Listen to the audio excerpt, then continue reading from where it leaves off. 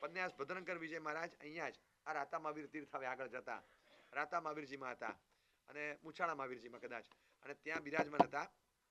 એમની પાસે શ્રાવક આવે કિરણભાઈ, કદાચ બહુ જાણીતું નામ કિરણભાઈ. એટલે ગોડીજીમાં રેગ્યુલર શનિવારના એમના ક્લાસીસ ચાલતા. રાત્રે એમનો સ્વાધ્યાય ચાલે, કિરણભાઈનો ક્લાસ ચાલે એટલે જિજ્ઞાસુઓ જાય 50-100 જણા એમનો વાર્તાલાપ સાંભળવા. બહુ અદ્ભુત અદ્ભુત સાહેબ પાસેથી બધું લાવે. એમનું પ્રેઝન્ટેશન સરસ અને એટલું સરસ સમજાવતા. રેગ્યુલર શનિવાર ભરવા માટે 100, 125, 50, 80, 100 ભાઈઓ આવે, યંગ અને પ્રૌઢ લોકો આવે. તત્વ અને અધ્યાત્મની કોર વાતો બહુ મજાથી સમજાવે. એને કંઈક સરસ ચાન્સ હોય, સારું સ્થાન હોય, અલિપ્તતાનું વાતાવરણ હોય તો સાહેબ તરફથી મેસેજ આવે, કિરણ હમણાં આટલા દિવસ અહીંયા છું, આવું હોય તો આવી જજે. તો કિરણભાઈ જાય, સાહેબને મેસેજ આપ્યો અને સાહેબ ત્યાં ગયા. કિરણભાઈને બોલાવે, સાહેબ પાસે ગયા અને પહોંચ્યા. સાહેબ નવકારસિંહ પૂજા સેવા કરીને આવું છું તરત. તો કે 9:30 આવો. 9:25 કિરણભાઈ પહોંચી ગયા. સાહેબ કંઈક લખતા વાંચતા હશે, બેઠા હતા સાઈડમાં. વંદન કરી હિચકારી પણ પસાર કરી, વાયણા પ્રસાદ કરશો જી સાહેબ પ્રકાશો. 3 દિવસમાં 5, 10, 12, 15 કલાક સાહેબ આપે. બધું નોંધે પણ ખરા, યાદ રાખે, પછી ટાઈમે લખી લે. એમને કામ પણ લાગે પોતાના જીવનમાં બીજાને આપવા. સાહેબ બસ આમ મંગલાચરણ કર્યું. મંગલાચરણ કરી તસ્મય શ્રી ગુરુવે નમઃ બોલ્યા. 2 મિનિટ આંખો બંધ કરી. પન્યાસ ભદ્રંકર વિજયજી મહારાજ. આંખ કરી બંધ. પૂર્વ ભારતનો પ્રદેશ, બિહાર પ્રાંત, કનકખલ ઉદ્યાન. વિચરતા વિચરતા પરમાત્મા મહાવીર સ્વામી ખળખળ વહેતા ઝરણાની જેમ આવી રહ્યા છે અને ફૂફાડા મારતો એક સર્પ ત્યાં છે. નિર્જન વસ્તી, કોઈ ત્યાં નથી, કોઈ કરતા કોઈ નહીં. અને પરમાત્મા એ કનકખલ ઉદ્યાન તરફ આવી રહ્યા છે. આટલું હજી બોલ્યા ને ત્યાં કિરણભાઈ બોલ્યા, સાહેબ ચંડ વાળી વાત. આટલું બોલ્યા સાહેબ, ચંડ વાળી વાત. સાહેબ અટક્યા. સર્વ મંગલ માંગલ્યમ સર્વ કલ્યાણ કારણમ પતી ગયું. ચાલો આજે બેસો, વાંચી લો. કે સાહેબ સાહેબ મિચ્છામિ સાહેબ મિચ્છામિ, બસ વાંચવા બેસી જા. અને સાહેબ 1 મિનિટમાં ચોપડી લઈને પોતાનું કામ કરવા માંડે. 1 જ મિનિટમાં એને ખ્યાલ આવ્યો, અરે રે રે રે સાહેબ મિચ્છામિ સાહેબ સાહેબ સાહેબ સાહેબ મિચ્છામિ. કિરણ જોઈએ એવી ભૂખ નથી. ભૂખ લાગે ને ત્યારે આપીશ. કોઈ તારા પ્રત્યે કશું નથી. આ સહજ છે, તારો કોઈ અપરાધ નથી. પણ આજે દિવસ બરાબર નથી, તું બેસી જા. જા. આખી બપોર થઈ. સાહેબે બોલાવ્યા નહીં. સાંજે ગયા, સાહેબ આવું સ્વાધ્યાય કર. રોકાયા. 5 દિવસ માટે બોલાવેલા. 5 દિવસ સવારે બપોરે સાંજે પૂછવા જાય. 5 દિવસ 15 વાર સાહેબે ના પાડી. અને સાહેબને ખરાબ નથી લાગ્યું, નથી લાગ્યું, કારણ કે એ વ્યક્તિ જેવી નથી. 15 વખત પૂછ્યા પછી સાહેબને પૂછ્યું, સાહેબ જઈ શકું? આ વખતે જા, અનુકૂળતા ફરી યાદ કરીશ. હા જા. આશીર્વાદ આપ્યા અને સાહેબ નીકળતા હતા ત્યારે કિરણ અહીંયા આવો. એક આ વખતે તું શું શીખ્યો? સાહેબ બહુ જીવ બળે છે. સાહેબ આ વખતે પહેલી વાર એવું થયું કે કિરણ ખાલી જાય છે. કિરણ ક્યારેય નથી શીખ્યું ને, અને ક્યારેય જે નહીં શીખવા મળે એવું તું શીખ્યો આજે. હવે યાદ રાખજે કે શ્રવણ વખતે સ્મરણ ક્યારેય નહીં કરવું. શ્રવણ વખતે સ્મરણ ક્યારેય નહીં કરવું. શ્રવણ પછી સ્મરણ અવશ્ય કરવું, પણ ચાલુ શ્રવણે સ્મરણ ન કરવું. હું જે બોલું એની આગળ આગળ તું સ્મરણમાં ચાલતો હતો તો અહોભાવ ન રહે મારા પદાર્થ પ્રત્યે, અને એ શ્રુત પરિણામ ન પામે, એ જ્ઞાનાજ્ઞાનમાં ન પરિણમે, એ તારા સૂજ પરિણામમાં ન પરિણમે. એટલે આપણી જ્ઞાન પરિણતિ વિકસે એ માટે અહોભાવથી વિમ્ય યો સુનૈ સવ્વમ, વિસ્મિત હૃદયથી અહો પહેલી વાર સાંભળ્યું એવી રીતે સાંભળવાનું, એ રીતે સાંભળવાનું, તો આપણામાં પરિણામ પામે. એટલે શ્રવણ વખતે ક્યારેય સ્મરણ ના કરતો. બરાબર? આ પદાર્થ પાઠ તું શીખીને જાય છે, આજ સુધી નહોતો મળ્યો ને, યાદ રાખજે શું પદાર્થ છે. સાંભળવાની બાબતનો કેવો વિવેક, કેટલો સરસ વિવેક. આપણને આમ અંદરથી થાય કે આપણને ખબર પણ હોય તો પણ એ વિસ્મય ભાવ મોઢા પરથી ખસે નહીં, ક્યાંય ખસે નહીં. અને ગૌતમ સ્વામીજી મહારાજમાં જોવા મળે. પરમાત્મા બોલે, છવ્વીએ દવે પન્નતે, ધર્માસ્તી ગાય અધર્માસ્તી ગાય. ઓહો હો હો, એટલે 9 તત્વ ભણેલા ના આવડે, શું ઓહો કરો? તમે 4 જ્ઞાનના ધણી છો, સાચું બોલો, તમને આ 6 નામ નથી આવડતા? આવડે છે, પણ મારા ભગવાનના મોઢે પહેલી વાર સાંભળ્યા. કેટલું સરસ. આ હા હા હા, એટલું સરસ. એટલે અહોભાવ જે હોય ને, દંભ રૂપે દેખાડ રૂપે નહીં, પણ વિસ્મય રૂપે અંદરથી આશ્ચર્યચકિત સ્તબ્ધતા, આ પરિણામ જે પ્રગટે એ આપણા વિસ્મયને જનરેટ કરે છે. એટલે આવો વિસ્મય ભાવ શ્રુત પ્રત્યે જોઈએ, એ ભક્તિ છે. શ્રુતને ગ્રહણ કરતી વખતે પણ એવી ભક્તિ, ગ્રહણ કર્યા પછી સાંભળતા, શ્રવણ કરતા, બોલતા, વાંચતા દરેક તબક્કે ભક્તિ હોય તો એ શ્રુત પરિણામ પામે અને આપણા જીવનમાં આગળ વધારે. અહોભાવ હોય ત્યારે પદાર્થ નાનો મોટો કશુંય નહીં. આપણે ઘણીવાર વ્યાખ્યાનમાં જોવું હોય ને, આમ રૂટીન અહીંયા તો તમારી પાસે ઓપ્શન નથી, ચલો તમે વ્યાખ્યાનમાં આવો છો બરાબર, પણ આમ ઘરે બેઠા હોઈએ નોર્મલ કોઈ મહાત્મા, નાના મહાત્મા છે, વડીલ મહાત્મા છે, વૃદ્ધ મહાત્મા છે, કોઈ પણ ઉપાસમાં આવ્યા, આપણે વ્યાખ્યાનમાં ગયા, 1-2 દિવસ ગયા અને પછી એમ લાગે કે આમ છે વ્યાખ્યાન કેવું આમ ચાલે, એટલે એવરેજ ચાલે, વાંધો. ઘણા કમ્પેરિઝન કરે, આમના જેવું નહીં, આમના જેવું ખરું પણ આમના જેવું તો નહીં, આ કમ્પેરિઝન કરે. આપણે કમ્પેર શા માટે કરવી? વ્યાખ્યાન એ કોઈ બ્રાન્ડેડ વસ્તુ નથી કે મને અમુક જ વ્યાખ્યાન ગમે. વ્યાખ્યાન ચોક્કસ તમારું પ્રેઝન્ટેશન તમારી કળાથી હું કરું ને કે તમને ગળે ઉતરે તો તમને એ વસ્તુ ગમશે, એ મારી ફરજ પણ છે, પણ એનો અર્થ એ નથી કે તમને વ્યાખ્યાનના રસિક બનાવવાના છે. તમારે મારા વ્યાખ્યાનના રસિક નહીં, કોઈ પણ પ્રકારે વ્યાખ્યાન જીનવાણી શ્રવણનું મૂળ રસ પેદા થવો જોઈએ. મારી ફરજ તો એ છે કે હું તમને મસાલો છાંટીને ભાત આપું પણ સાદા ભાત પણ તમને ભાવતા થાય, તમે સાદા ભાત જોઈને પણ આમ લાલચ લાગે તમને, એવી રીતે જાય. આમ ઘણાને હોય સાહેબ, પછી ખરેખર સાહેબ પ્રેક્ટિકલી કહીએ ને સાહેબ, હવે આટલા વર્ષોથી વ્યાખ્યાન સાંભળીએ, હવે થોડુંક એમ થાય કે એક લેવલ વાળું વ્યાખ્યાન હોય ને સાહેબ તો અમને ગમે છે, એક લેવલ વાળું. આ બહુ સાંભળ્યું છે હમણાં મેં, મને એમ પછી ચેક કરવાનું મન થાય કે સારું આપણું વ્યાખ્યાન લેવલ વાળું છે કે નહીં. હા, એક લેવલ વાળું હોય ને સાહેબ તો આપણને ગમે. પછી શું થાય કે ઓલું સાહેબ એની કરતા પછી અમે શ્રાદ્ધ વિધિ, ધર્મબિંદુ ગ્રંથ કેવું કંઈક આમ ઘરે બેઠા બેઠા વાંચીએ ને તો સાહેબ કંઈક નવું જાણવા મળે. સાહેબ પ્રેક્ટિકલી સાચું કહું સાહેબ, ખરાબ ન લગાડો, સાહેબ અમે કંઈક વ્યાખ્યાનમાં જઈએ ને સાહેબ કશું નવું જાણવા નથી મળતું, નથિંગ, કાંઈ નવું જાણવા નથી મળતું. આપણે આવડતું જોઈએ એ જ બધું આવે, એટલે એવું નથી આપણે અનાદર નથી સાહેબ, પણ હવે પછી સાહેબ હવે 1 કલાક કાઢી શકાય, બાકી તો સાહેબ અમને ખબર છે કેટલા બિઝી છીએ, 1 કલાક અમે કાઢી શકીએ તો પછી એના કરતાં ઘરે બેસીને કંઈક વાંચીએ તો નવું જાણવા તો મળે સાહેબ. આમાં નવું કાંઈ જાણવા મળતું નથી. હું તમને સમજાવું ભાઈ, વ્યાખ્યાન સાંભળવું ઇટસેલ્ફ એ જ મોટો આચાર છે. શ્રુતે ભક્તિ એટલે સાંભળો એ આચાર. નવું જાણવા મળે ધેટ ઇઝ એડિશનલ બેનિફિટ, ન જાણવા મળે તો you are not at loss. કારણ કે તમે એ ભૂલી જાઓ કે નવું જાણવું એ તમારા વ્યાખ્યાનનો ઓબ્જેક્ટિવ છે નહીં, એ ખોટો ઓબ્જેક્ટિવ છે, સાવ ખોટો, સદંતર. મને કયો પરમાત્મા દેશના આપે 12 પ્રસદા બેઠી હોય, બેઠી હોય, બેઠી હોય, 12 પ્રસદામાં કેવળી હોય, હોય, હોય, કેવળ જ્ઞાની નવું કંઈ જાણે ના, ના, ના, તો કેમ બેસે? કેમ બેસે? કેવળ જ્ઞાની પણ 12 પ્રસદામાં બેસે જ. હમણાં ભગવાન શું બોલશે એ પણ પહેલેથી ખબર છે અને છતાં બેસે છે. 12 પ્રસદામાં 1 પ્રસદા કેવળીની છે, એ કેમ બેસે? જીનવાણીના ગૌરવની વૃદ્ધિ માટે બેસે. નવું જાણવા ન મળે છતાં પણ એ બેસે, એ જીનવાણીનું ગૌરવ છે, અને એ બેસે ઇટસેલ્ફ એ જ આચાર છે. નવું જાણવું એ ક્યાં આચાર છે? એ તો વધારાનો ફાયદો છે. મને કદાચ નહીં થાય કારણ કે પૂરો ફાયદો લઈને બેઠો છું, પણ એ બેસે તો ખરા જ ને. એટલે આ કેવું છે કે પ્રભાવના રૂપે છે. તમે વ્યાખ્યાનમાં આવો ત્યારે સાચું કહેજો, વ્યાખ્યાન મહત્વનું કે પ્રભાવના મહત્વની? અત્યારે પણ કે 100 રૂપિયાની પ્રભાવના હોય ત્યારે પણ પાક્કું ને? એટલે કેટલા સુધીની પ્રભાવના હોય ત્યાં સુધી વ્યાખ્યાન મહત્વનું, કેટલે સુધીની પ્રભાવના હોય ત્યાં સુધી વ્યાખ્યાન મહત્વનું, ગમે એટલું હોય, બરાબર છે. હવે આપણે વ્યાખ્યાનમાં બેઠા, પ્રભાવના 100 રૂપિયાની છે અને તમે પૌષદમાં છો, 100 રૂપિયાની પ્રભાવના થઈ ગઈ. વિવેકથી તમને કાલે હું આપી દઉં એ જુદી વાત, પણ તમારી પ્રભાવના ગઈ, તમને કાંઈ ફરક નથી પડતો, કારણ કે પ્રભાવના તો બહાર જાય એને આપવાની, તમે તો અંદર જ બેઠા છો. હવે એવું તો ન કરે એકવાર તો બહાર જવું, પ્રભાવના લઈ ધોતિયા નાખીને પાછો લઈ આવું, એવું તો ના કરાય. બેસવું તો પડે જ અહીંયા. એ ગઈ તો ગઈ. હવે આપણે એક ઉપરના લેવલ પર છીએ, પણ એનો અર્થ એ કરી શકાય કે હવે પ્રભાવના વ્યાખ્યાનમાં બધાને આપણને, મારે જો પ્રભાવના નથી જ મળવાની તો મારે વ્યાખ્યાનમાં બેસીને શું કામ છે? હું ઉપર બેસીને સ્વાધ્યાય કરું કે નીચે બેસીને વ્યાખ્યાન સાંભળું? મારે તો આમે 100 રૂપિયા મળવાના નથી, તો હું કેમ જઉં? પ્રભાવના ઔષધમાં રહેલા શ્રોતા માટે ગૌણ છે, બરાબર? એમ એડિશનલ લાભ થાય ને, જે નવું જાણવા મળે તો પ્રભાવના છે. એ તો મળતી પ્રભાવના છે, પતાસાની ખડી સાકરના પૂડાની, એ પ્રભાવના કહેવાય. મૂળ વેટર તો વ્યાખ્યાન સાંભળવું એ જ આપણો આચાર. પછી નવું જાણવા મળે તો ચોક્કસ ફાયદો છે. સારું જાણવા મળે એ માટે પ્રયત્ન કરીએ, બધું જ એકનો એક પદાર્થ છે ને, વિવિધ લોકોના મોઢે સાંભળી ત્યારે કે બધાની શૈલી જુદી હોય, બધાની વાતો જુદી હોય, બધાની માસ્ટરી જુદી હોય. કોઈક અલગ રીતે કે, કોઈક અલગ રીતે કે, કોઈક અલગ રીતે કે, નાની નાની વસ્તુઓને અલગ રીતે રજૂ કરવાની એક અલગ પ્રકારની માસ્ટરી હોય. ત્યારે આપણે કોન્ટ્રાવર્સીથી દૂર રહેવાનું, ત્યારે દૂર રહેવાનું, એમાં કંઈ વાંધો નહીં. પણ આપણે વ્યાખ્યાનમાં જવું કે ન જવું, આમના વ્યાખ્યાનમાં જવાય ને આમનામાં ન જવાય એવી કોન્ટ્રાવર્સી આપણે ઊભી નહીં કરવી, એ આપણે કરી દેવાનું. પણ આપણા પોતાના વિવેકમાં આવે કે હું વ્યાખ્યાનમાં જઉં, મને નવું શું જાણવા મળે? વ્યાખ્યાનમાં ગયો એ જ નવું જ મારા માટે. કયા ભવમાં પ્રભુના વચનો મને સાંભળવા મળે? આજે તમે વ્યાખ્યાન સભામાં બેસો અને તો જ વિહરમાન અવસ્થામાં રહેલા તીર્થંકરના સંવત્સરમાં જવાનું ક્યાંક મન થશે.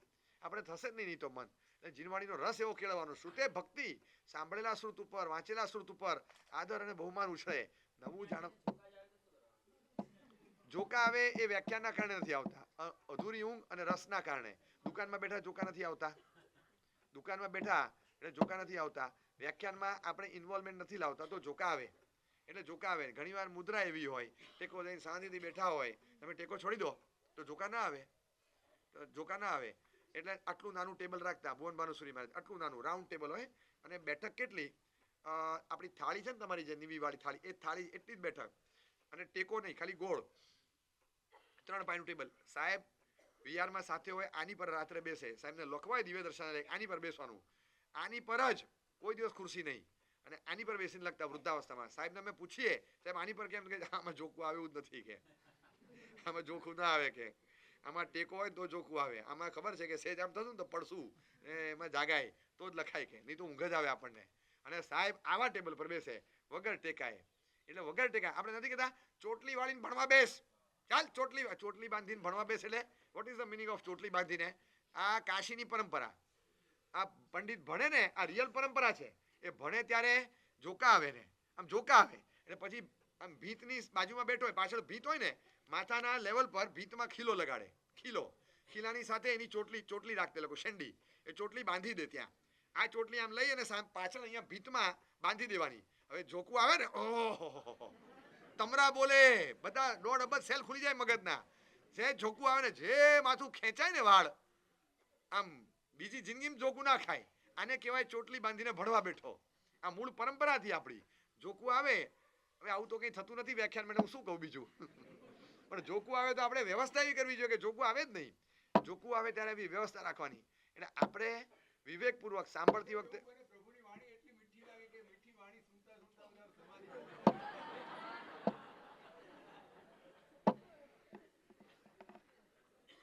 તમારી વાત સાંભળીને હું સમાધિમાં જતો રહ્યો. બહુ મીઠું લાગ્યું. ઘણી બધી વાર જેમ આપ પીરસો છો એમ બધાના ટેસ્ટ અલગ અલગ હોય, બરાબર? તો અમે જેમ રેસ્ટોરન્ટ્સમાં જઈએ તો જ્યાં ભાવતું હોય ત્યાં જઈએ, તો એવી જ રીતે અમે જ્યાં ભાવતું હોય ત્યાં આવીએ, ન ભાવતું હોય ત્યાં ન જઈએ. તો એમાં રસનો વિષય ન ભાવતું હોય ત્યાં ન જઈએ એવું ન હોય. ન ભાવતું હોય તો કદાચ ઓછું લઈએ, ત્યાં આપણને ભાવે ઓછું પણ ખાય તો ખરા ને. હું તમને કહું, સાચું બોલજો, એકદમ સાચું બોલજો, એકદમ સાચું, જરાય ખોટું નહીં. મીઠી નીવીની જેટલી ખાટી નીવી ભાવે છે, એટલે ખાટી નીવી દિવસે કાંઈ નહીં ખાવ ને, કાંઈ નહીં ખાવ, તૂટી પડવાના છો. તૂટી પડશો કે નહીં? મને ખાલી એટલું કે આવતા રવિવારે ખાટી નીવી આપું છું, બરાબર? હા, હવે ખાટી મીઠી નીવી કરતા ખાટી નીવી ભાવે તો ખાટી નીવીમાં નહીં અડવાનું ને, કારણ કે આપણે તો ટેસ્ટ વાળા છીએ, બરાબર? બરાબર, જોઈ લઈએ ખાટી નીવીમાં શું થાય છે. હા હા હા, આંબેલ કરતા સારું છે. બસ બસ, જ્યાં વ્યાખ્યાનમાં તમને એમ લાગે ને કે આ મહાત્માનું સરસ હતું, એવું નથી લાગતું. એ ગમે તેવો પણ હવારે કચકચ થઈને એની કરતા તો ઘણું સારું છે. બસ એવું લગાડવાનું. તમે આ રીતે આ પોઝિટિવ એપ્રોચ કીધો ને એમણે, એવો લગાડો, તમને ગમે જ. કદાચ કોઈકની રજૂઆત આ જુદું છે, પણ પ્રભુના વચનો, પદાર્થો, આ સરસ પદાર્થો આપણને જે મળ્યા, આવા યુનિવર્સલ ટ્રુથ આપણી સામે રજૂ થાય, એની એક ઇમ્પેક્ટ છે, અસર છે, એ આપણા સુધી પહોંચે ને, એ પરંપરા. તમે આજે ઉજળા છો ને, આ બધા શ્રાવક વર્ગને કહું, તમે આજે ઉજળા છો એ બે મોટી મહાન પરંપરાના આધારે ઉજળા છો. એક શ્રમણ પરંપરા, એક શ્રવણ પરંપરા. આ બે પરંપરા ન હોત તો તમે સાફ થઈ ગયા હતા. છે 5 વર્ષ એક શહેરમાં સાધુ પગ નહીં મૂકે ને, અમદાવાદમાં 5 વર્ષ જો એક સાધુ ન જાય, અમદાવાદ 5મા વર્ષે અમૃતસર હોય અને 15મા વર્ષે અમેરિકા હોય. કાંઈ ન બચે અમદાવાદમાં. આજે પોળે પોળે, ગલીએ ગલીએ, નાકે નાકે ઉપાસરે છે. એ મહાત્માઓને સમય ભગવાન તો કંઈ ન કરે. એ બેઠા જે કંઈ કરતા તો છે જ નહીં. 15 વર્ષથી અહીંયા જ છે. અરે 15 વર્ષથી અહીંયા છે, એ છે એની તાકાત. પારાની ટીકડી જોઈ, એ શું કરે? કાંઈ કરે નહીં. 40 કિલોની ગુણમાં પડી હોય, એ કરે કાંઈ નહીં, પણ એ પડી રહે. ધનેરું એકે ના આવે, જીવાત ના આવે. એ અસ્તિત્વ પ્રભાવી છે. એ પારાની ટીકડી હોય છે એવી અસર આ મહાત્માઓની છે. આજુબાજુમાં ખાલી પડ્યા રહે તમને એમ લાગે, એ પડ્યા નથી રહેતા. જે ઉર્જા આપે છે એના થકી આપણામાં આચાર ઘડાય છે ને પડાય છે. ધર્મલાભ બોલી આવ્યા અને જતા રહ્યા, 1 મિનિટમાં નીકળી ગયા. પણ એ ઘરે ખાલી પગ મૂકીને ગયા, પગ તો બહાર નીકળી ગયા, પણ છાયા પડી રહી, એના ઓરા પડી રહી, એના વાઇબ્રેશન્સ પડ્યા રહ્યા, એના સંયમનું તેજ મુકતા ગયા અને તમારા ઘરમાં સારા 2 વિચાર પ્રગટશે. સાધુ સાધ્વીજી ભગવંતો વર્તમાન કાળના વિચરતા સાધુ સાધ્વીજી વિચરતા તીર્થંકર ગણવાના, એવો અહોભાવ આપણે થાય. અને ત્યાં વ્યાખ્યાન આપતા હોય તો આપણે દેશના સાંભળવા જઈએ એવું થાય. વ્યાખ્યાન હોલમાં બેઠા હોઈએ અને સમવસરના ગઢમાં બેસી અને મનુષ્ય પ્રસાદામાં સુણતા હોઈએ એવો અનુભવ કરવાનો. આ અનુભવ જ્યારે કરીએ ત્યારે એ ફીલ આપણને આવે. ઘણા પૂછે કે સાહેબ દેવનંદન કરતી વખતે શું ભાવ લાવવાનો, માંડલા કરતી વખતે શું ભાવ લાવવાનો, સંથારા પોરસી કરતી વખતે શું ભાવ લાવવાનો, નિવી કરતી વખતે શું વિચાર કરવાનો, પરિલન કરતી વખતે શું વિચાર કરવાનો. હું કહું વ્યાખ્યાન સાંભળતી વખતે શું વિચાર કરવાનો મને કહો. વ્યાખ્યાન વખતે તો આપણે વ્યાખ્યાનમાં રહીએ, પણ બેસીએ ત્યારે અડધી મિનિટ પહેલા પ્રભુના વચનો સાંભળવા મળ્યા. આહા કેવું ભાગ્ય જાગ્યું, વીરના વચનો મળ્યા, કેવું નસીબ મારું કે આવું કોઈક ભાવમાં સાંભળવા નહોતું મળ્યું, આ ભાવમાં મળ્યું. રોજ કલાક, રોજ 2 કલાક, રોજ 3 કલાક, કમાલ થઈ ગઈ. બસ આ આનંદનો જે અનુભવ થાય ને એ આપણે અંદરથી ભાવિત થઈએ અને એ જ્ઞાનાજ્ઞા માટેનું પ્લેટફોર્મ તૈયાર થાય. અને આપણા જીવનમાં આવી ઉત્તમ ચીજો એક લાહણી રૂપે બહાર આવે છે. આવી સરસ મજાની જ્ઞાનની પ્રાપ્તિ થતી હોય, લઈ લેવાની. આપણે નથી ભણતા, નથી જાણતા તો આપણને 10 બીજી વસ્તુઓના પ્રશ્નો કન્ફ્યુઝનમાં રહેશે અને એના કારણે આપણે ભ્રમણામાં રહેશું.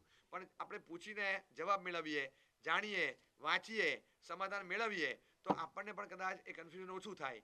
કદાચ સાહેબ 2-3 જાતના જવાબ મળે તો શું કરવું? આપણને જ્યાં શ્રદ્ધા પહોંચે, જ્યાં વિશ્વાસ બેસે, એક સ્થાન રાખવાનું, ફાઇનલ એન્ડ ફિક્સ. એમણે જે કીધું એ પ્રમાણે આગળ વધવાનું, બસ બીજી કોઈ વાત નહીં. પછી બીજા મને આમ કહે છે, ત્રીજા આમ કહે છે, તો ડોક્ટરે 4 નથી જુદો અભિપ્રાય આપતા. એનો મતલબ એ નથી કે ડોક્ટરે કે ભણ્યા વગરનો હશે, પણ આપણો વિશ્વાસ હોય એ ડોક્ટરને આપણે ફોલો કરીએ છીએ. કદાચ કોઈ મૂંઝવણ મોટી હોય તો વી મે કન્સલ્ટ સેકન્ડ પર ઓપિનિયન લેવા માટે બીજા કોઈ મોટા ડોક્ટરનો ઓપિનિયન લઈએ. બાકી મેજોરિટી એવું હોય હું તો આમને જ પૂછીશ, જરૂર લાગે તો એ કોકને પૂછીને મને જવાબ આપે, હું તો અહીંયા પૂછીશ. લગભગ આપણો અભિપ્રાય લગભગ મોરોવર એવો હોય. અને ડૉક્ટરને લાગે તો કે તમે એક એમડી ફિઝિશિયનને બતાવો અને નહીં તો રિપોર્ટ ચાલો ને આપણે ત્યાં મોકલી દે, હું પૂછી લઉં છું. કારણ કે જરાક આ એમડીને પૂછવું પડશે, જરાક આ મોટા સ્પેશિયલિસ્ટને પૂછવું પડશે. આપણે એમને અંધારામાં તીર નથી મારવું. એમને લાગશે એ બોલશે, પૂછશે, કહેશે, આપણે કરશું. અમે તો ભાઈ પૂરેપૂરા તમારે આશ્રિત, તમે કીધું એટલે ડન, પછી બીજો વિકલ્પ નહીં. આ વિકલ્પ વગર સમર્પણ રહે. એટલે જ્ઞાનાજ્ઞા છે ને એ તર્ક નથી શીખવાડતું, એ તમને ક્લેરિટી, સ્પષ્ટતા આપે છે. અને બોધની નહીં, માર્ગની સ્પષ્ટતા. પદાર્થની સ્પષ્ટતા તો ખરી, માર્ગની સ્પષ્ટતા. ઘણીવાર વસ્તુ સાચી હોય અને છતાં તમને લાગે કે કરવા જેવી નથી, સાચી હોવા છતાં કરવા જેવી નથી. બોલો, સ્વાધ્યાય કરાય કે ન કરાય? પ્રમાદ કરાય કે ન કરાય? બરાબર છે? ન કરાય. ઝઘડો કરાય કે ન કરાય? મોટા અવાજે બોલાય કે ન બોલાય? રોડની વચ્ચે વચ્ચે ઊભા રહેવાય કે ન ઊભા રહેવાય? આ બધામાં તમને આ કોણે શીખવાડ્યું? આ જ્ઞાનાજ્ઞા અંદરથી તમને સૂજે છે. આમ કરાય. નાના બચ્ચાઓ હતા, કેટલા? સાવ 3-4 યર્સ, અને પહેલી વજ્રસ્વામી પાઠશાળામાં એન્ટ્રી થઈ તો મને પૂછવા આમને શું ભણાવવાનું? કીધું પહેલાં ટેસ્ટ કેસ. 4 વર્ષના છે ને આપણે ટેસ્ટ કેસ લઈએ. અને હું પોતે ત્યાં ગયેલો, મંગલિક સંભળાવ્યું, ઓપનિંગ હતું. અને પછી મેં એમને કીધું, મેં તો છોટા બચ્ચાઓ બધા નાના, બહુ આમ 160 હતા પહેલા જ દિવસે, બધા 3-4 હતા. 30 મિનિટની પાઠશાળા હતી, 25 મિનિટ તો એમને શાંત રાખતા થઈ. પછી 5 મિનિટમાં મારે પાઠશાળા પૂરી કરવાની હતી. મને આગ્રહ કર્યો છે પહેલા સેશનમાં તમે કંઈક સમજાવો તો બધાને ખ્યાલ આવે. એટલે હું એ પછી મારે I have to synchronise my self. મારે 4 વર્ષના થવું પડે. મેં કીધું ઓકે, હું તમને બધાને ક્વેશ્ચન પૂછીશ. જો સારું હોય ને વેરી ગુડ, અને જો ખરાબ હોય વેરી બેડ, આમ કરવાનું. મેં એવું શીખવાડેલું ત્યારે, બરાબર? અને પછી મેં ડેમો આપ્યો.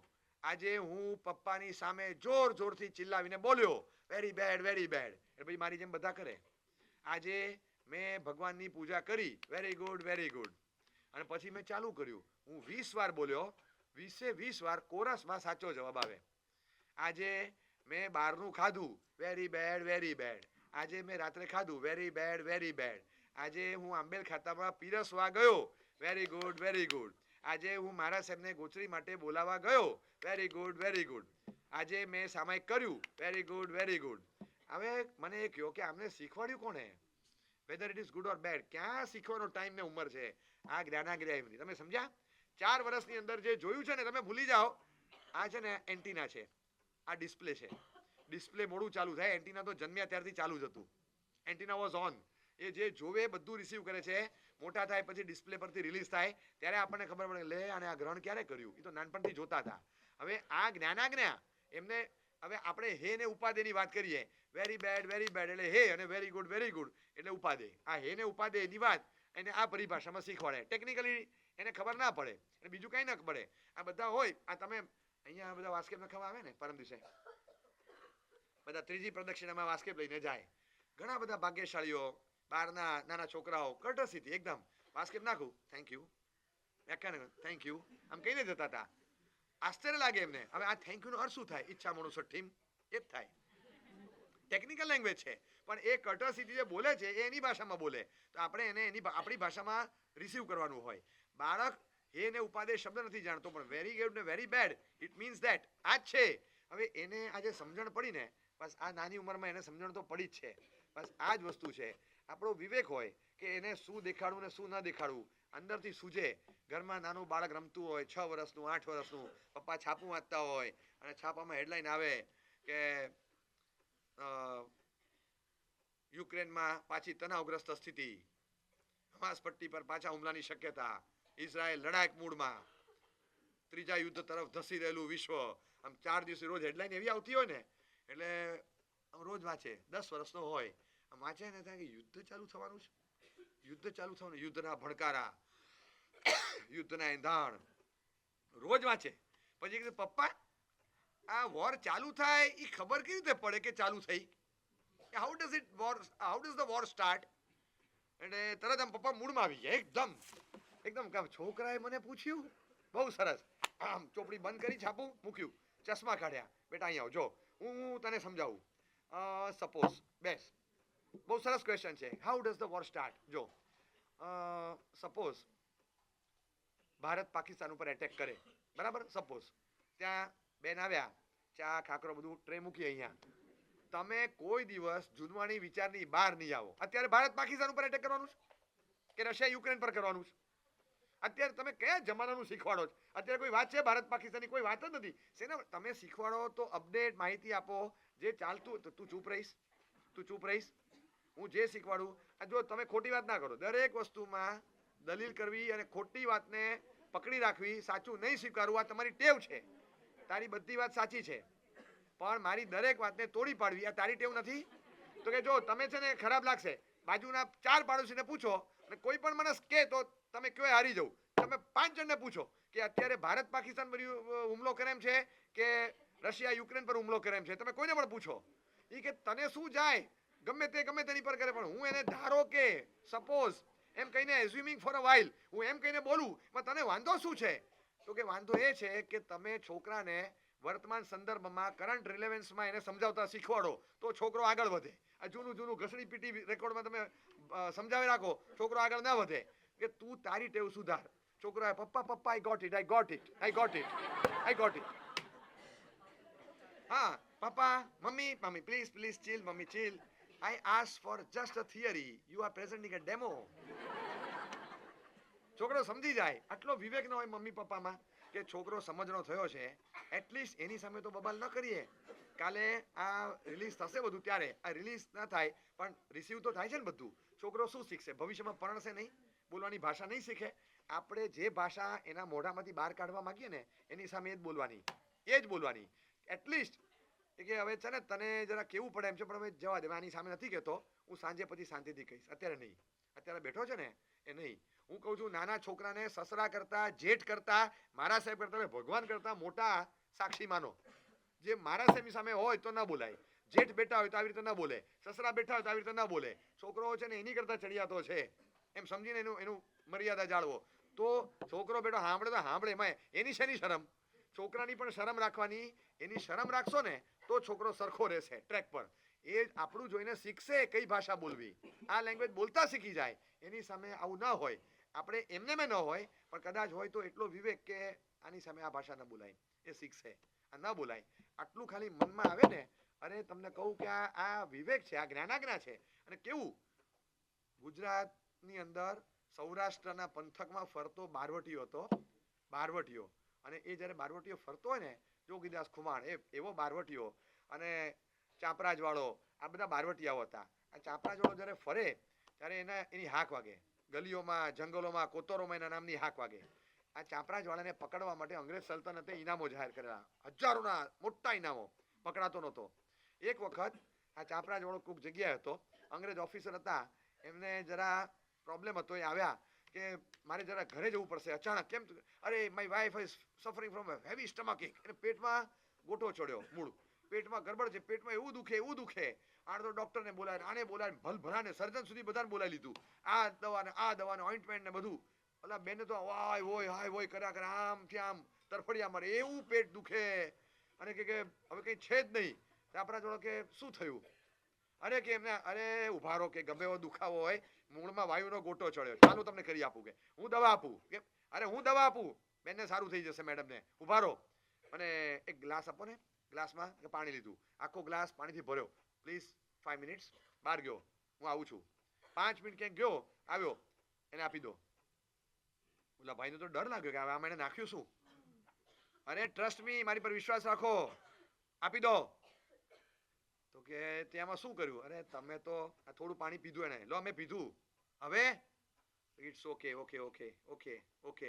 પછી વિશ્વાસ બેઠો. આ ગોરિયાનો તો ડર લાગ્યો પાછો, કે આમાં હું નાખીને આવ્યો, કે સાઇનાઇડ નાખ્યું કે શું થયું? થોડું પીધું. અરે તમારી તો જાવ, આપો કહું છું, મેડમને સારું થઈ જશે. આપ્યું, કલાકમાં મેડમ ઊભા થઈ ગયા. ઓલો ગોરિયો તો આવ્યો. હા, the product was from which pharma company? Can you please give me the name? અમારે આ કંપનીની સાથે કોલેબોરેશન કરવું છે. અને જે લાંબુ. અરે કે તું છોડ ને ભાઈ, કોઈ ફાર્મા કંપની નથી, આપણી ઘરની કંપની, છોડ. બોલો પાછળ નહીં, તમારે મને કેવું જ પડશે. અરે હું તમને ના કહું, બહુ પાછળ પડો તો કે સાંભળ, આમાં કંઈ નાખ્યું નથી. હવે ઉછળતો નહીં, કૂદકા મારતો નહીં, બેસી જા પહેલા. આ બહાર ગયો, તડકામાં ઉભો રહ્યો, પરસેવો થઈ ગયો ચાંપરાજવાળાને. આમ કરીને પરસેવાના 6 બિંદુ નાખી દીધા અંદર. પીવડાવી દે, આ ગેસ ઉતરી ગયો તારા પત્નીનો. યુ બીચ, યુ રોગ. અને ગાળો બોલવા માંડ્યો સીધો. બેવકૂફ, તારું સ્વેટ, તારો પરસેવો મારી વાઈફના પેટમાં ગયો તો એ જ ગોટો ઉતર્યો. ઇમ્પોસિબલ. તો કે કઈ નહીં, ચેક કરાવવું હોય તો કરાવી લે. પછી પેલા કીધું કે એવું પરસેવામાં હોય કઈ? તો મને પરસેવો થાય. કે તારા પરસેવાથી ગોટા ચડે, ઉતરે નહીં, રેવા દે. એ તો ચાંપરાજવાળાના પરસેવામાં જ તાકાત હોય. અને પછી ચાંપરાજવાળાએ આ બયાન આપ્યું છે, આ નોંધાયેલું છે, એનો ઇન્ટરવ્યુ લેવાનો. ચાંપરાજવાળાએ બયાન આપ્યું, when I was a kid, હું નાનો હતો, ઘોડિયામાં સૂતો હતો, મમ્મી હાલડા ગાતા હિંચોળા ખાય, અને મમ્મી આમ એકદમ આમ હાલડા ગાતા આમ હિંચકા મારે, હિંચકા ખવડાવે. હું નાનો હતો, ઊંઘાડવા માટે હિંચકા ખવડાવે, અને હાલો કરતા હતા. અને મારું ધ્યાન આ મમ્મી તરફ હતું. અચાનક 2 વર્ષ લગ્નને થયા હતા, હું તો ખાલી 8-10 મહિનાનો, અને મને ખબર નથી, પણ મને આ સ્ટોરી મારા પપ્પાએ કીધેલી. અને આમ હિંચોળા ખાતા હતા, હિંચકા નાખતા અચાનક મારા પપ્પા આવ્યા, મમ્મીના ગળામાં હાથ નાખીને પાછળથી એમની ઉપર આમ ઝૂક્યા. અને મમ્મી કીધું બસ ઉભા રહો, એકદમ ઝટકો માર્યો. પપ્પા પાછા આવ્યા, શું કરો છો? પણ છોકરો જોવે છે. બસ આટલું બોલ્યા. 10 મહિનાનો છોકરો આમ જોતો હતો કે તમને કઈ. અને જોયું ને મમ્મીએ, તો આ છોકરો આમ હતો, આમ ત્રાસી, કે બરાબર કે અમારી સામે નજર હતી. મમ્મીને એટલું બધું લાગ્યું, અરે શું કર્યું. કંઈ જ ખરાબ નહોતું, કંઈ જ એવું ખરાબ નહોતું. બહુ જ ઈઝી વસ્તુ હતી, બહુ કેઝ્યુઅલ વસ્તુ હતી આ કપલ લાઈફમાં. એટલું બધું લાગ્યું આઘાત. 15 મિનિટ એકલા જઈને રડ્યા. અને મારા મમ્મીએ છાટ કરતી જબાન ખેંચી અને સુસાઇડ કરી નાખ્યો. મારા છોકરાની હાજરીમાં મેં જે કર્યું છે એના સંસ્કારની પથારી ફેરવી નાખી. એક માતા તરીકે હું ગેરલાયક ઠરી. આ મરી ગઈ મારી માં. નાનપણથી મેં જોઈ નથી. હું બધાએ પૂછ્યું કે મારી માં ક્યાં, અને મારા પપ્પા રડે. પછી એકવાર સમજણો થયો, કીધું બેટા તું એવી માતાનું ફરજન છે, ક્યાંય ખોટા ધંધા ગમે તે કરે પણ સ્ત્રી પર આંખ નહીં નાખતો. તું કોનું ફરજન છે એને યાદ રાખજે. આજે તારી માં નથી, આ ગુનો તારા બાપનો છે. મારા મનમાં કોઈ ગલત ખ્યાલ નહોતો, બીજે ક્યાંય નહીં, મારી પત્નીને હાથ લગાડ્યો, પણ તારી હાજરી છે ને, તું જોતો તો એને બહુ લાગી આવ્યું. આ જ્ઞાનાજ્ઞા શું વિવેક છે, કેવો પરમ વિવેક, કે આ રીતનું કશું ખરાબ ન લાગે, પણ આપણને આ જે સૂજે ને કે છોકરાની હાજરીમાં પણ અમુક વસ્તુ થાય ને ન થાય. સોશિયલ લાઈફમાં બધે આપણી પવિત્રતા, મર્યાદા તો ખરી, સૌથી મોટી જ્ઞાનાજ્ઞા છે. આ સૂજે અંદરથી કોને? બસ આ સૂજે. એટલે આવી રીતનો જે સુઝાવ આવે ને એ પણ આમ એટલો યોગ્ય ને ઉચિત લાગે. રસ્તે જતા હોય ને સ્કૂટરમાં, પતિ પત્ની આમ બેઠેલા હોય, સ્કૂટર પર અડીને બેઠેલા હોય, અમારી બાજુમાંથી પસાર થાય, ઘણીવાર બેન નીચે ઉતરી જાય, ઘણીવાર આમ સહેજ આમ અલિપ્ત થઈ જાય, સંકટો ન થાય એનું ધ્યાન રાખે, અને પછી સ્કૂટર પસાર થાય. આ તમે જોયું હોય એ જ્ઞાનાજ્ઞા છે. સ્વયં એમની મર્યાદા કોઈએ કીધું નથી એમને, પણ સ્વયં જે સૂજે મર્યાદા હોય છે. એવી રીતે કોઈ ભાગ્યશાળી મોટેથી બોલતા હોય, બબાલ ચાલતી હોય અને કોરિડોરમાંથી પેસેજમાંથી દાદરા પરથી અવાજ આવે, ધર્મલાભ પધારો સાહેબ, 1 સેકન્ડમાં સાયલેન્સ, બધું બંધ. ફોન પર રડારડી ચાલતી હોય કોઈ ક્લાયન્ટ સાથે, બધું પછી વાત કરું છું, મૂકી દે ફોન. પધારો સાહેબ, પધારો સાહેબ, પધારો સાહેબ, એકદમ શાંતિથી. કે ક્યાં પણ આટલું મોટું એકદમ હોરર પિક્ચર ચાલતું હતું, પણ ઇન્ટરવલ કા શેષ ભાગ, મૂવી કા શેષ ભાગ ઇન્ટરમિશન કે બાદ વચ્ચે ઇન્ટરવલ પડી ગયું. તો આ જ્ઞાનાગ્રા છે કે મહાત્મા આવ્યા છે, એમની હાજરીમાં બધું ના હોય. આ રીતે જે અટકે ને આ જ્ઞાનાગ્રા છે. એટલે આપણી પોતાની અંદરથી સૂઝ પ્રગટે કે અત્યારે આવું ના થાય. તમે સાંભળશો કે તીર્થંકર પરમાત્માના ચરિત્ર ગ્રંથોમાં બહુ સરસ વાત આવે છે કે તીર્થંકરનો આત્મા એ ચિત્રપટ્ટાવલી જોવા ગયા અને એ ચિત્રપટ્ટાવલી જે જોતા હતા, એ ચિત્રપટ્ટાવલી જોતા એક દ્રશ્ય આવ્યું અને એ દ્રશ્ય જોવામાં સ્નાન, નદીનો કુંડ છે અને ત્યાં બધા અનેક પુરુષો સ્ત્રીઓ બધા સ્નાન કરી રહ્યા છે. એ પોતે એ દ્રશ્ય જોયું, ચિત્રમાં કોતરેલું, નોટ વિડીયો, નોટ ચલચિત્ર નથી, ચિત્ર છે. એ જોયું અને ચિત્ર જોતા એકદમ આમ ભાવ વિભોર બની ગયા એ ચિત્ર જોતા. અને ચિત્ર જોતા 1 મિનિટ માટે આંખ ઠરી અને તરત આમ બાજુમાં જોયું તો બાજુમાં જ એ બાજુનું જે ચિત્ર હતું એ ચિત્રમાં એની સગી બેન ઊભી છે ઝરૂખામાં, એવું પણ એક ચિત્ર હતું. રાજપુત્રએ આ રાજકુમારે જોયું ને જે દ્રશ્ય, એ ત્યાં બાજુમાં એની બેન ઊભી છે અને એ કોઈ ઝરૂખામાં ઊભી છે એવું એક ચિત્ર હતું. બાજુમાં આ એક જરા શૃંગારિક ચિત્ર હતું. એ જોતા ખ્યાલ આવ્યો, અર મારી બેન અહીંયા ઊભી છે ને હું શું કરું છું. ચિત્રમાં ઊભેલી બેનની શરમ નડી, નીચી આંખે તરત નીકળી ગયા. આ શું દ્રશ્ય છે, કેવું અદ્ભુત દ્રશ્ય. નાનકડી વાતો જો બિટવીન ધ લાઇન્સ આપણે ઘણું સમજતા હોઈએ છીએ. આપણે નાના મેસેજીસ છે ને જીવનમાં લેવાના. આપણે ઘરમાં જઈએ, આપણે આપણા વ્યવહારમાં રહીએ, ટી શર્ટો પહેરીએ, જીન્સ પહેરીએ, કોઈ તમારી જે વેશભૂષા રાખો. એટલું થઈ શકે કે જીન્સ ટી શર્ટ આપણે પહેરીએ ત્યારે પ્રિન્ટેડ અક્ષરવાળા મેસેજવાળા ટી શર્ટ નહીં પહેરવાના. ખાલી એટલું જ. જ્ઞાનની આશાતના તો છે જ, બીજા પણ ઘણી રીતે મર્યાદા જળવાશે. ખાલી માત્ર અક્ષરવાળા નહીં પહેરવા. આટલું માત્ર રાખશો ને તો પણ ઘણા બધા લોકો લપસતા અચકી જાય. આટલો નાનકડો વિવેક આપણામાં હોય. સાહેબ પ્લેન મળતા જ નથી. You create the demand. Market તો બધું આપશે, તમે માગો એ આપે છે. એટલે તમે ડિમાન્ડ ઊભી કરો. એક પણ અક્ષર છાપેલું હોય, મેસેજ હોય અહીંયા, એવું એક કે ટી શર્ટ નહીં પહેરવું. ખાલી એટલી જ નાની વસ્તુની ના નથી, વસ્તુ ઉપર પ્રિન્ટિંગની ના. અને એ તો આપણે કરી શકીએ. જ્ઞાનની આરાધના કરી, સામે જ્ઞાનની આરાધનાનો એક રસ્તો બંધ, કાલથી છોડી દીધું. આ વસ્તુ જીવનમાં ક્યારેય નહીં આવે. આ નાની વસ્તુ એક અંદર જીવનમાં આવશે ને, એ અનેક રીતે મર્યાદા, ખોટી રીતની નજરો પડતી અટકે. આ બધું આપણે બચીએ. આ નાનકડો વિવેક આપણા જીવનમાં આવે. આ જ્ઞાનાગ્રા છે, મને આવું સૂજે, એ નાનકડો વિવેક આપણામાં આવે ને તો ઘણા બધાના જીવનમાં આપણે પરિવર્તન લાવી શકીએ. જ્ઞાન એ છે ને વ્યવહારમાં આપણે વાંચીએ, લખીએ, સાંભળીએ, બોલીએ એટલું જ નથી. અંદરથી જે ઉગે ને એવું ઘણું જ્ઞાન છે. આ બધું અંદરથી ઉગવું જોઈએ વ્યક્તિગત રીતે આપણને. બસ આટલું ખાલી જો આવડી જાય તો આપણા જીવનમાં શ્રુતની ભક્તિ સ્થિર થશે, વિવેક પ્રગટે અને ક્યાંય બીજાને દ્રવ્યાત્મક કે ભાવાત્મક નુકસાન ન થાય એની કાળજી આપણે રાખીએ.